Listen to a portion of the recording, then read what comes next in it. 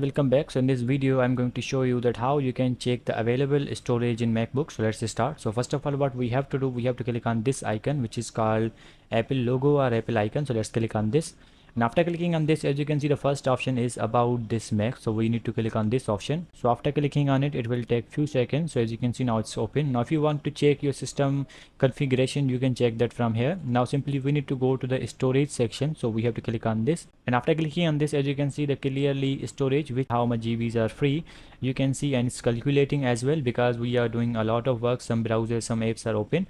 So in this way you can check out the storage. As you can see, the total storage is written here and how much GBs are used, that is written here. So in this way you can check out the storage in your Apple. So I hope you guys understand this video, that how you can check out the storage, how much GBs are available and how much GBs are used. So see you guys in the next video.